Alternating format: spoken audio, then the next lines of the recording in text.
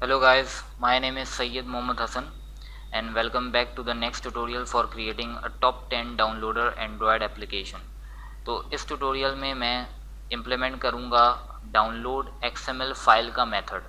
ठीक है, Java programming में मैं इसमें इम्प्लीमेंट करूँगा। प्रीवियस ट्यूटोरियल में मैंने जो है इसको यहाँ तक कोड कर लिया था। मैंने एक क्लास बना ली थी, ठीक है, जिसको मैंने एक्सटेंड करवाया था async टास्क से। ठीक है, async टास्क जो है वो एक फीचर है जो कि एंड्रॉयड डेवलपमेंट में हम यूज़ करते हैं एसिंक्रोनस प्रोग्रामिंग के लिए, जो कि मैंने प्रीवियस लेक्चर में भी इसके बारे में बात की थी। तो अब इसी क्लास के अंदर जो है, जिसको मैंने लिंक करवाया हुआ है, जो मेन क्लास है मेन एक्टिविटीज़ के साथ, अब इसी क्लास के अंदर मैं डिफ़ाइन करूँगा डाउनलोड XML जो फाइल है, जो कि XML फाइल जो कि डाउनलोड होगी, उसको प्रोसेस करने के लिए जो मेथड है वो हमें एक बनाना पड़ेगा। ठीक है, by using Java programming obviously. तो इसको इस ट्यूटोरियल में मैं इम्प्लीमेंट करूँगा। उसके बाद फिर फर्दर ट्यूटोरियल में मैं उसके अंदर और मज़ीद जो है वो उसको कंप्लीट आउट करूँगा। तो अभी सबसे पहले साथ साथ जो है मैं डिस्क्राइब भी करता रहूँगा कि मैं क्या क्यों कर रहा हूँ। ठीक है, तो इसको आप सुनते रहिएगा। और अच्छा यही होता है कि हर चीज़ को कमेंट कर लिया करें, तो उससे आपको चीज़ जो है, कोड जो है वो याद रहेगी। जो भी आप कोड कर रहे हैं उसको कमेंट आउट कर लिया करें। ठीक है, तो सबसे पहले मैं एक प्राइवेट वेरिएबल बनाता हूँ स्ट्रिंग डेटा टाइप का, जो कि होल्ड करेगा फाइल कंटेंट्स। ठीक है, इसको मैंने नाम दे दिया फाइल कंटेंट, यानी ये होल्ड करेगा जो इसको रिटर्न जो स्ट्रिंग जो रिज़ल्ट रिटर्न करना है, बेसिकली ये वो होल्ड करेगा, जो कि XML फाइल जो है उसकी जो वैल्यूज़ होंगी वो स्ट्रिंग में इसको होल्ड करेगा। तो मैंने इसको नाम दे दिया फाइल कंटेंट्स। ठीक है, इसके बाद जो है अब एक मुझे मेथड जनरेट करना है। तो कोड को जनरेट करने के लिए आप प्रेस करें कि ऑल्टर की प्रेस करें और इंसर्ट की प्रेस करें। तो ये देखें आपके सामने एक कोड जनरेटर आ जाएगा। ठीक है, अब इसको मैं यहाँ से भी खोल सकता हूँ। अगर मैं जाऊँ कोड पे और इस पर क्लिक करूँ जनरेट पे, देखें यहाँ पे इसकी शॉर्टकट की भी शो कर रहा है। तो इस पर क्लिक करूँगा तो ये जनरेटर आ जाएगा। यहाँ पे आके मुझे ओवरराइड मेथड्स चूज़ करना है, तो मैंने इसको सेलेक्ट करके इंटर की प्रेस की। अब अभी आप ये देख सकते हैं कि इसने मेरे सामने एंड्रॉयड async टास्क को ओपन कर दिया, जो कि मैंने यहाँ पे क्लास बनाई हुई है, उसको यूज़ मैंने किया है। ठीक है, अब यहाँ पे इसके कुछ मेथड्स हैं, जो कि ऑलरेडी ये पहले भी हमें सजेशन दे रहा था कि इसको एक मेथड जो है वो इम्प्लीमेंट करना है। यहाँ पे अगर मैं जो है कर्सर लेकर आऊँ, ये क्या बोल रहा है कि इसको डू इन बैकग्राउंड मेथड जो है हमें इम्प्लीमेंट करना है। तो इसी के लिए मैं यहाँ पे इसको यूज़ कर रहा हूँ। ठीक है, तो अब मैं यहाँ से डू इन बैकग्राउंड मेथड पे क्लिक करूँगा और उसको मैं ओके कर दूँगा। तो यहाँ पे आप ये देख सकते हैं कि इसने पूरा स्ट्रक्चर जो है इस मेथड का वो जनरेट कर दिया। ठीक है, अब ये डू इन बैकग्राउंड मेथड जो है ये क्या काम करेगा, बेसिकली जो प्रोसेसिंग होगी, ठीक है, जो प्रोसेसिंग जो होगी वो एसिंक्रोनस में होनी है। यानी एसिंक्रोनस का मतलब ये है कि जो डाउनलोडिंग करेगा, इस डाउनलोडिंग करते वक्त जो है एप्लीकेशन जो है वो क्रैश ना हो जाए। यानी पूरी जो प्रोसेसिंग है वो खाली जो है वो डाउनलोडिंग के ऊपर ना डेडिकेट हो जाए। ठीक है, यानी ये काम जो है तुम्हें बैकग्राउंड में करना है। इसका मतलब ये है कि हम ये डिफ़ाइन कर रहे हैं कि इस ब्लॉक के अंदर, इस मेथड के अंदर जो भी तुम्हें काम करना है वो तुम्हें बैकग्राउंड में करना है। एप्लीकेशन जो है वो एक्टिव रहे और जो डाउनलोडिंग तुम करो वो बैकग्राउंड में करो, तो उससे एप्लीकेशन में कोई फ़र्क ना पड़े, उससे एंड्रॉयड ऑपरेटिंग सिस्टम के ऊपर कोई फ़र्क ना पड़े कि एंड्रॉयड ऑपरेटिंग सिस्टम जो है वो क्रैश हो जाए अगर डाउनलोडिंग जो है वो क्रैश हो जाए। तो इसीलिए हम जो है इसके अंदर एसिंक्रोनस प्रोग्रामिंग जो है वो यूज़ कर रहे हैं। ठीक है, तो यहाँ पे आप देख सकते हैं कि इसमें ये जो यहाँ पे string dot dot dot show कर रहा है और पैरम शो कर रहा है, इसका मतलब ये है कि ये एक वेरिएबल पैरामीटर है जिसकी डेटा टाइप क्या है, स्ट्रिंग है। वेरिएबल पैरामीटर से मुराद कि यहाँ पे हम इस एरेस फॉर्मेट में जो है वो पैरामीटर्स स्पेसिफाई करेंगे। यानी हम एक भी स्पेसिफाई कर सकते हैं पैरामीटर, मैं 100 भी पैरामीटर स्पेसिफाई कर सकता हूँ, मैं 1000 भी पैरामीटर स्पेसिफाई कर सकता हूँ। यानी एरेस के हिसाब से जो है मैं पैरामीटर्स जो है वो स्पेसिफाई करूँगा। ठीक है, तो अब मैं इसको यहाँ से ये रिटर्न अभी नल कर रहा है, इसको मैं डिलीट कर देता हूँ, ठीक है। और अब मुझे यहाँ पे इम्प्लीमेंट करना है कोड। ओके, सबसे पहले मैं यहाँ पे फाइल कंटेंट्स जो कि मैंने ऊपर डिफाइन किया इसको यूज़ करता हूँ, ठीक है। और इसको मैं असाइन करवाता हूँ वैल्यू डाउनलोड XML फाइल, ठीक है। और यहाँ पे आके मैं इसको यूज़ करता हूँ पैरम्स को, और चूँकि ये एरे है तो मैं इसको इंडेक्स 0 दे रहा हूँ। अब चूँकि यहाँ पे मुझे सिर्फ एक ही लिंक यूज़ करना है, यानी मुझे सिर्फ एक ही लिंक फैच करना है और उसी को डाउनलोड करना है, इसीलिए मैं सिर्फ यहाँ पे एक ही यूज़ कर रहा हूँ, ठीक है, पैरम 0। मैं इससे ज़्यादा भी, अगर मुझे ज़्यादा XML फाइल डाउनलोड करनी हो तो मैं इसके बाद भी इसको यूज़ कर सकता हूँ और स्पेसिफाई कर सकता हूँ कि भाई दूसरा मैंने बना लूँ एक स्ट्रिंग, और उसको फिर मैं स्पेसिफाई कर दूँ कि तुम लिंक जो है उसमें जो है वो एसोसिएट करवा दो। तो बेसिकली अभी सिर्फ एक लिंक हमें डाउनलोड करना है, तो इसीलिए यहाँ पे मैंने इसको स्पेसिफाई किया है एज एन एरे, और किस इंडेक्स पे 0, क्योंकि आपको पता है कि जो सबसे फर्स्ट एलिमेंट होता है वो 0 इंडेक्स पे होता है, ठीक है। तो इसीलिए यहाँ पे मैंने इसको स्पेसिफाई कर दिया। अब ये डाउनलोड XML फाइल क्या है? ये डाउनलोड XML फाइल एक मेथड है जो कि मैं अभी इम्प्लीमेंट करूँगा। अभी ये रेड आउट हुआ हुआ है, ठीक है, इसको अभी इम्प्लीमेंट करना है, ओके, जो कि डाउनलोड करेगा XML फाइल, यानी इसके अंदर हम सारी कोडिंग करेंगे XML फाइल को डाउनलोड करने के लिए। इसके बाद मैं चेक करवाऊँगा बाय यूजिंग कंडीशनल स्टेटमेंट कि अगर इफ़ फाइल कंटेंट्स जो है, जो कि वैल्यू जो स्ट्रिंग जो आई है, अगर वो नल के बराबर आए, यानी प्रोसेसिंग होने के बाद अगर वो खाली हो, ठीक है, इसके कंटेंट्स अगर खाली हों, तो फिर एक लॉगिंग इंफॉर्मेशन शो करो, डिबगिंग इंफॉर्मेशन शो करो, ताकि हम ये देख सकें कि मसला क्या है, ठीक है। और उसके अंदर जो मैसेज आया वो ये आया कि डाउनलोड डाटा में प्रॉब्लम थी, और उसके बाद फिर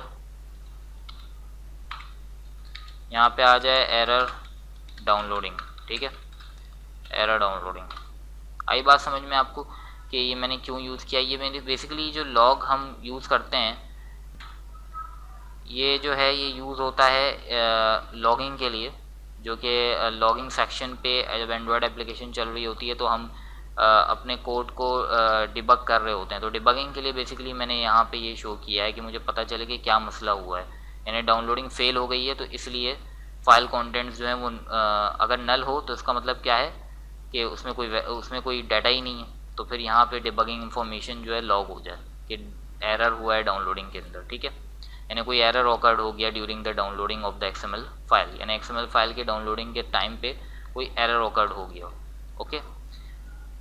अच्छा, अब इसके बाद जो है यहाँ पे अच्छा एक चीज़ यहाँ पे बोल रहा है कि आपको इसके अंदर android.util.log पैकेज जो है वो मौजूद नहीं है अभी। तो मैं अगर यहाँ पे alt और इंटर का मुझे ऑप्शन दे रहा है, अगर मैं ये प्रेस करूँ तो अब आप जब ऊपर जाएंगे तो आप ये देखेंगे कि इसने यहाँ पे ये इंपोर्ट कर दिया है android.util, यहाँ पे आप ये देख सकते हैं इसने ये पैकेज को इंपोर्ट कर दिया। तो बेसिकली इस पैकेज के अंदर ये क्लास मौजूद है लॉग फाइल, तो इसीलिए इसको इंपोर्ट करना ज़रूरी है, ठीक है। तो मैंने इस पर क्लिक किया और alt और इंटर दबा के आपने देखा कि वो इंपोर्ट हो गई क्लास, ओके। तो अब जो है, अब मुझे क्या काम करना है, ओके, अब मुझे इसके जो कंटेंट है वो रिटर्न कराना है, जो कि यहाँ पे इसने स्पेसिफाई किया। तो रिटर्न मैंने लिखा और रिटर्न करने के बाद मैंने फाइल कंटेंट जो है इसके रिटर्न हो जाए, यानी ये स्ट्रिंग जो है बेसिकली ये रिटर्न हो जाए, ठीक है। अब इसके बाद मुझे ये मेथड जो है इम्प्लीमेंट करना है, जो कि मैं इससे बाहर करूँगा, डाउनलोड XML फाइल मेथड, जो कि यहाँ पे मैंने बताया इसको मैं इम्प्लीमेंट करूँगा। तो मैंने यहाँ लिखा प्राइवेट, और ये क्या रिटर्न करेगा, डाटा टाइप स्ट्रिंग रिटर्न करेगा, तो इसको मैंने स्ट्रिंग नाम दिया, ठीक है। अब मैंने इसको नाम दे दिया डाउनलोड XML फाइल, और पैरामीटर जो लेगा एक्सेप्ट करेगा वो भी स्ट्रिंग होगा, और उसको मैंने नाम दे दिया पैरामीटर को URL पाथ, ठीक है। इस पैरामीटर को मैंने नाम दे दिया URL पाथ, जो कि लिंक होगा बेसिकली XML फाइल का, ठीक है, वो इसको एक्सेप्ट करेगा ये एज अ पैरामीटर। अच्छा, अब इसको स्ट्रिंग डाटा को होल्ड करने के लिए हमें एक टेम्पोरेरी बफर क्रिएट करना पड़ेगा। तो उसको क्रिएट करने के लिए मैं यूज़ करूँगा एक जो ऑब्जेक्ट होता है जावा प्रोग्रामिंग के अंदर, उसका नाम होता है स्ट्रिंग बिल्डर। ठीक है, इसको मैं यूज़ करूँगा और यहाँ पे मैं इसको नाम देता हूँ temporary, short for temp buffer. ठीक है, is equal to new string builder. सही है, तो मैंने ये एक ऑब्जेक्ट बना लिया टेम्प बफर, जो कि क्या काम करेगा, टेम्पोरेरीली होल्ड करेगा स्ट्रिंग डाटा को। ठीक है, इसके बारे में मज़ीद आगे हम बात करेंगे कि इसको कैसे और क्यों यूज़ करते हैं हम, लेकिन फ़िलहाल अभी ये समझ लें कि स्ट्रिंग डाटा को टेम्पोरेली होल्ड कराने के लिए मुझे एक बफर की ज़रूरत है, जिसके लिए मैंने इसको इस क्लास का एक ऑब्जेक्ट बनाया है। ठीक है, टेम्प बफर के नाम से। अब इसके बाद जो है मुझे एक तरीका यूज़ करना पड़ेगा, जिसको कहते हैं हम प्रोग्रामिंग के अंदर ट्राई और कैच ब्लॉक। ठीक है, जो कि बेसिकली क्या होता है कि अगर कोई हमारी एप्लीकेशन चल रही हो और during the execution of an application, यानी एप्लीकेशन जो रनिंग स्टेट पे हो और कोई एरर ऑकर हो जाए, तो हमें जो है पता चले, हमें एक मैसेज हमारे सामने आए कि किस वजह से जो है वो एरर ऑकर हुआ है, यानी एक एक्सेप्शन मैसेज हमारे सामने आए। तो मैं इसको यहाँ पे यूज़ करूँगा ट्राई और कैच ब्लॉक को, कि अगर कोई एरर ऑकर हो जाए तो हमें पता चले लॉगिंग इन्फॉर्मेशन में कि क्या एरर आया है। जैसे कि मैंने यहाँ पे ये लॉगिंग इन्फॉर्मेशन यूज़ की है कि अगर फाइल कंटेंट्स जो है वो नल हों, यानी फाइल कंटेंट जब रिटर्न हो तो उसकी वैल्यू अगर कुछ उसके अंदर डाटा मौजूद ही ना हो, तो ये एक लॉग हमारे सामने हो जाए इन्फॉर्मेशन के एरर हुई है डाउनलोडिंग के अंदर। तो इसी तरीके से यहाँ पे भी डाउनलोड XML फाइल, यानी डाउनलोड XML फाइल को डाउनलोड करते वक्त भी कोई एरर आ सकता है। ठीक है, तो यहाँ पे मुझे उसके लिए एक तरीका डिफ़ाइन करना पड़ेगा, जो कि मैं ट्राई और कैच ब्लॉक के अंदर करूँगा। तो अब सबसे पहले मैं यहाँ पे ट्राई ब्लॉक डिफ़ाइन करता हूँ। ठीक है, ये मैंने ट्राई ब्लॉक डिफ़ाइन किया और इसके बाद मैं यहाँ पे कैच ब्लॉक जो है वो डिफ़ाइन करूँगा। ठीक है, और कैच ब्लॉक को डिफ़ाइन करते वक्त मैं यहाँ यूज़ करूँगा IO एक्सेप्शन। ठीक है, इस क्लास को यूज़ करूँगा IO एक्सेप्शन, और इसका एक मैंने वेरिएबल बना लिया शॉर्ट फॉर E, यानी एक्सेप्शन के लिए मैंने एक ऐसे वेरिएबल बना लिया E। अब यहाँ पे भी मैं इसको यूज़ करता हूँ और मैं इसको डिफ़ाइन कर देता हूँ एक लॉगिंग इन्फॉर्मेशन में log डॉट डिबग। ठीक है, और यहाँ पे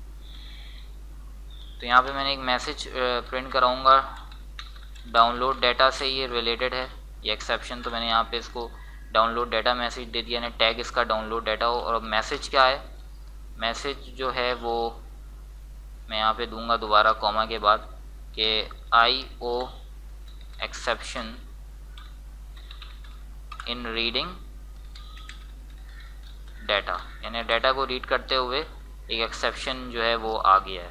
ठीक है, और इसको मैं कॉन्कैटिनेट करवा दूंगा E, जो कि मैंने वेरिएबल बनाया IO एक्सेप्शन का डॉट, इसके अंदर मैं इसका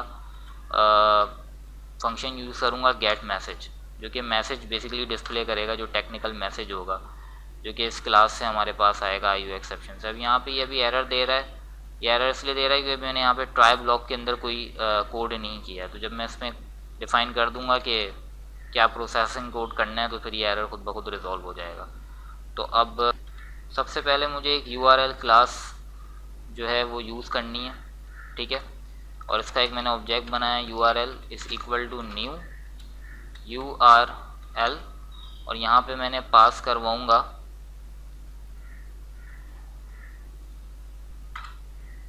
जो मैंने पैरामीटर आएगा, यानी लिंक जो आएगा URL पाथ। ठीक है, ये जो लिंक यहाँ पे आएगा ये इसके अंदर मैंने पास करवा दिया, और ये क्या करेगा, इसका एक URL क्रिएट कर देगा ये, और इसको किस में सेव करेगा, URL, जो कि मैंने इसका एक ऑब्जेक्ट बनाया है। ठीक है, इसके बाद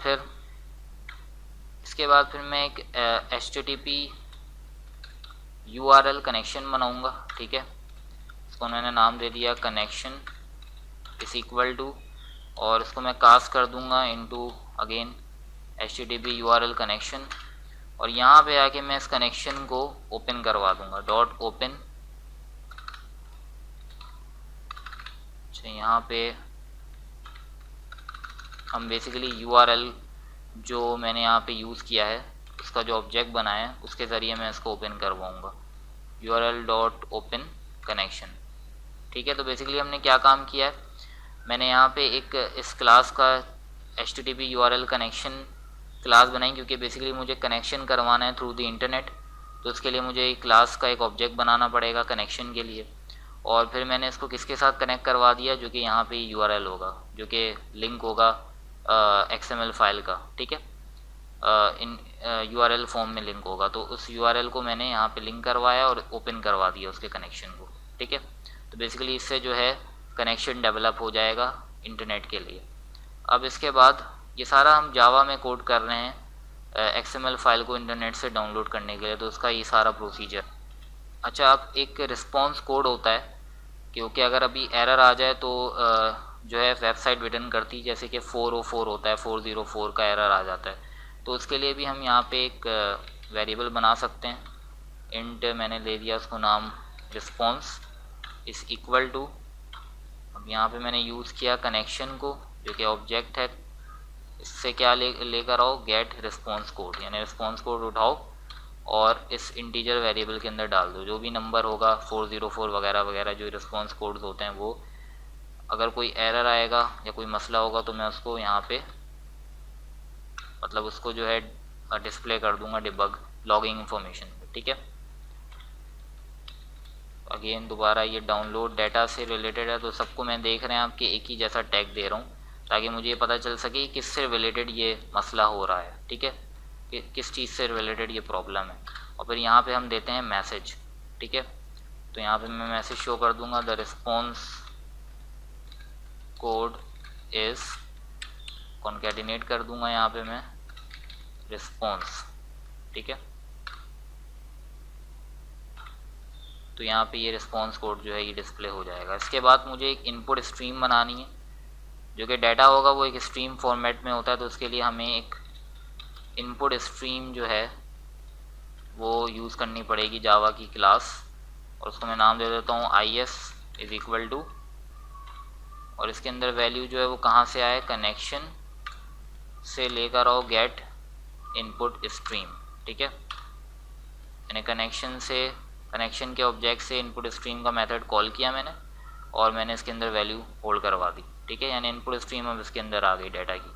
इसके बाद मुझे इसको प्रोसेस करवाने के लिए इस स्ट्रीम को एक स्ट्रीम रीडर जो है वो यूज़ करना पड़ेगा। तो यहाँ पे इनपुट स्ट्रीम रीडर मैंने यूज़ किया, इसको मैंने नाम दिया ISR इज़ इक्वल टू, और इसको मैंने वैल्यू असाइन करवा दी न्यू इनपुट स्ट्रीम रीडर, और यहाँ पे आके मैंने इसके ऑब्जेक्ट को यूज़ कर लिया, इनपुट स्ट्रीम के ऑब्जेक्ट को, और इसमें पास इन करवा दिया। ठीक है, अब ये क्या करेगा, इस इनपुट स्ट्रीम के अंदर जो भी डाटा होगा वो स्ट्रीम फॉर्मेट में होगा। ठीक है, वो इसको रीड करेगा, प्रोसेस करेगा ये, और ये इस ISR के अंदर डाल देगा इसके ऑब्जेक्ट के अंदर। इसके बाद अब मैं एक वेरिएबल बनाऊंगा इंटीजर, उसको नाम दूंगा कैरेक्टर रेड। ठीक है, तो बेसिकली मैं क्यों बना रहा हूँ कि XML फाइल के जो कैरेक्टर्स होंगे उसको रेड करने के लिए, उसको रीड करने के लिए मैं एक वेरिएबल बना रहा हूँ इंटीजर। ठीक है, इसके बाद फिर मैं एक एरे बनाऊंगा कैरेक्टर, और इसको मैं नाम दे देता हूँ कैरेक्टर बफर। ठीक है, is equal to new character, और उसको मैं साइज दे देता हूँ 500। तो ये एरे मैं क्यों बना रहा हूँ, ये एरे मैं इसलिए बना रहा हूँ कि जो कैरेक्टर्स होंगे XML फाइल के वो इस एरे के अंदर मैं सेव करवाऊँगा। ठीक है, रीड करवाने के बाद इस एरे के अंदर मैं सेव करवाऊँगा।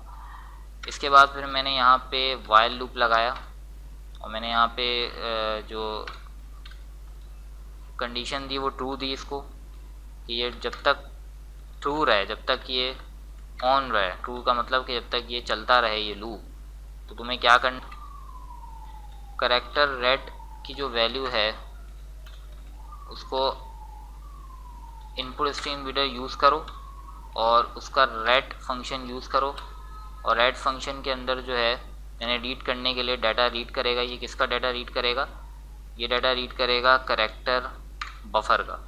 ठीक है, यानी यहाँ पे क्या होगा, इस एरे के अंदर जो भी डाटा होगा उसको रीड करेगा ये कौन, इनपुट स्ट्रीम रीडर, और उसके बाद कैरेक्टर रेड को असाइन कर देगा। ठीक है, ठीक है। तो बेसिकली करेक्टर रेट क्या है, एक इंटीजर वेरिएबल है। यहाँ पे मैंने एक करेक्टर डाटा टाइप की एक एरे बनाई, उसको मैंने 500 लेंथ दी। अब ये 1 बाय 1 लूप चलेगा, एक एक करके करेक्टर जो है वो रीड करेगा और इसके अंदर वैल्यू जो है वो अपडेट होती रहेगी, ठीक है, इस वेरिएबल के अंदर। उसके बाद यहाँ पे मैं एक इफ स्टेटमेंट यूज़ कर लूँगा। इफ स्टेटमेंट मैंने यूज़ किया और मैं यहाँ पे इस करेक्टर रेट की वैल्यू को चेक करवाऊँगा कि अगर ये लेस देन है यानी नेगेटिव है या बराबर है 0 के, तो फिर क्या करो, तो फिर जो है लूप जो है वो ब्रेक हो जाए, ठीक है। यानी ये जो लूप है वाइल लूप जो है ये ख़त्म हो जाए, एग्जिट हो जाए लूप से। इसका मतलब क्या है कि इसका मतलब ये है कि अगर करेक्टर रेट की वैल्यू नेगेटिव हो जाए या 0 हो जाए, इसका मतलब ये होगा कि अब कोई जो करेक्टर्स हैं वो बचे ही नहीं है रेड करने के लिए, ठीक है। यानी करेक्टर बफर जो है वो फुल हो गई है, XML फाइल कंप्लीट हो गई है और अब कोई भी करेक्टर नहीं बचा हुआ XML फाइल के अंदर कि वो रेड करे, ठीक है। तो इनपुट स्ट्रीम रीडर जो है वो रेड करे, तो इसका मतलब ये है कि अब लूप से ब्रेक हो जाओ, ठीक है। तो यहाँ से लूप से ब्रेक हो जाएंगे हम, और इसके बाद फिर यहाँ पे जो मैंने यहाँ टेम्प बफर जो यूज़ किया था XML फाइल के डाटा को होल्ड करने के लिए इधर, अब यहाँ पे मैं अपेंड करवा दूंगा इसको टेम्प बफर डॉट अपेंड, ठीक है। अब मैं अपेंड यहाँ पे करवा दूंगा इसको value string dot copy value of. ये क्या करेगा, ये जो करेक्टर डाटा है इसको स्ट्रिंग में कन्वर्ट करेगा और टेम्प बफर वेरिएबल के अंदर जो है ऑब्जेक्ट के अंदर जो है ये अपेंड करवा देगा, यानी इसके अंदर डाल देगा वैल्यू, ठीक है। अब यहाँ पे मैं यूज़ करूँगा इस एरे को जिसके अंदर डाटा है करेक्टर बफर। फिर उसके बाद यहाँ पे आपको बता रहा है कि स्टार्ट कहाँ से होना है, 0 पोजीशन से स्टार्ट होना है, यानी 0 पोजीशन से डाटा इस रीड करना शुरू हो और उसके बाद लेंथ जो टोटल हो वो करेक्टर रेट के अंदर पड़ी हुई होगी, यानी टोटल लेंथ जो है इतने करेक्टर्स जो हैं वो रेड किए हैं, ठीक है, वो इस करेक्टर रेड वेरिएबल के अंदर मौजूद होगा। तो ये जो है टोटल लेंथ हो इसकी, ठीक है। यानी 0 से स्टार्ट होना है और टोटल जो लेंथ है वो करेक्टर रेट के अंदर है। अब वो कितनी भी हो सकती है, 500 से कम भी हो सकती है, ठीक है, कम ही होगी क्योंकि 500 मैंने यहाँ पे मैक्सिमम लेंथ बताई है, यानी 500 जो करेक्टर्स हैं वो रेड हो सकते हैं XML फाइल के, ठीक है। अब इसके बाद मैं यहाँ पे इसको क्लोज कर देता हूँ। तो अब ये अपेंड हो जाएगा और अपेंड होने के बाद अब मुझे इसको रिटर्न करना है, तो यहाँ पे मैं इसको रिटर्न कर दूंगा, रिटर्न टेम्प बफर और डॉट टू स्ट्रिंग में कन्वर्ट करके इसको मैं यहाँ पे रिटर्न करवाऊँगा, ठीक है। यानी जो मैंने स्ट्रिंग बिल्डर यहाँ पे इसका ऑब्जेक्ट यूज़ किया था, अब इसके अंदर क्या आ जाएगा, इसके अंदर XML फाइल का डाटा आ जाएगा पूरा आफ्टर दिस प्रोसेसिंग। यानी ये पूरी प्रोसेसिंग जो मैंने की है, सबसे पहले मैंने यहाँ पे इस ट्राई ब्लॉक के अंदर URL बनाया, ठीक है, URL का एक ऑब्जेक्ट बनाया, उसके अंदर मैंने पास करवाया जो URL पाथ जो इसके अंदर पास होगा जब ये एग्जीक्यूट होगा ये मेथड डाउनलोड XML फाइल, तो इसके अंदर एक URL पाथ हम पास करवाएंगे। जैसे कि मैंने यहाँ ऊपर बनाया है यहाँ पे डाउनलोड XML फाइल, और यहाँ पे ये मैं पैरामीटर जो पास करवाऊँगा ये बेसिकली एक URL होगा, ठीक है। तो यहाँ पे आएगा और यहाँ पे आने के बाद इसको मैंने यहाँ पे URL बनाया, फिर मैंने एक कनेक्शन बनाया, ठीक है, HTTP URL कनेक्शन का एक ऑब्जेक्ट बनाया कनेक्शन डेवलप करने के लिए URL से, और फिर यहाँ पे मैंने इसको ओपन करवा दिया, इस URL को जो लिंक जो है इसको मैंने ओपन करवा दिया इस कनेक्शन के साथ। और फिर मैंने एक रिस्पॉन्स वेरिएबल बनाया रिस्पॉन्स कोड के लिए, उसको फिर मैंने यहाँ पे लॉगिंग इन्फॉर्मेशन पे शो किया, ठीक है, जो कि हमारे कोड को अगर कोई एरर आ जाए, कोई मसला आ जाए तो उसके लिए हम ये लॉगिंग इन्फॉर्मेशन जो है ये यूज़ कर रहे हैं अपने कोड में, ठीक है, ताकि हमें पता चल सके कि एरर जो है वो किससे रिलेटेड है। इसके बाद फिर मैंने एक इनपुट स्ट्रीम बनाई, उसको मैंने कनेक्शन ऑब्जेक्ट से इनपुट स्ट्रीम उठाई और इसके अंदर मैंने प्लेस कर दी, असाइन कर दी इस ऑब्जेक्ट के अंदर। फिर एक इनपुट स्ट्रीम रीडर के लिए भी मैंने यही किया, जो इनपुट स्ट्रीम है उससे मैंने उसको रीड करवाऊँगा वैल्यू, और इस इनपुट स्ट्रीम रीडर के अंदर मैंने प्रोसेस करने के लिए इनपुट स्ट्रीम को मैंने एक ऑब्जेक्ट बना दिया। इसी तरीके से फिर ये सारा काम मैंने किया करेक्टर्स को रेड करवाने के लिए 1 बाय 1 जो कि XML फाइल के अंदर मौजूद होंगे। और फिर मैंने इस ऑब्जेक्ट के साथ जो कि यहाँ पे मैंने बनाया था टेम्प बफर, इसको मैंने अपेंड करवा दिया। ये क्या कर रहा है, ये बेसिकली जो है स्ट्रिंग में कन्वर्ट कर रहा है कैरेक्टर एरे की वैल्यू को, यानी कैरेक्टर डेटा टाइप की वैल्यू है इसको स्ट्रिंग में कन्वर्ट करेगा। 0 से शुरू होगा, स्टार्ट से शुरू होगा रीड करना डाटा, और आखिर तक रीड करेगा जितने भी डाटा जो है वो XML फाइल के रीड हुए हुए होंगे। सही है। और उसके बाद फिर मैंने यहाँ पे इसको रिटर्न करवा दिया टेम्प बफर को टू स्ट्रिंग में कन्वर्ट करके। तो यहीं तक रखते हैं इस ट्यूटोरियल को। अब मज़ीद जो है फर्दर ट्यूटोरियल में मैं इसको और इम्प्रूव करूँगा और इसके अंदर और फंक्शनलिटी डालूँगा। ठीक है। तो लेक्चर्स जो हैं वो फॉलो आप करें, और साथ साथ मैं आपको जो भी सिखा रहा हूँ इस बात को कमेंट आउट भी करते रहें ताकि आपको कोई प्रॉब्लम ना हो। और अगर कोई प्रॉब्लम है तो आप मुझसे पूछ सकते हैं कमेंट्स में। और इसके अलावा आप खुद भी गूगल में सर्च करें तो आपको लाखों जो हैं वो सोर्सेज मिल जाएंगे जिससे आप समझ सकते हैं कि ये सारे जो कनेक्शंस हैं ये किस लिए यूज़ होते हैं और ये क्या काम करते हैं। ठीक है। तो that's about it guys for this lecture. Thank you.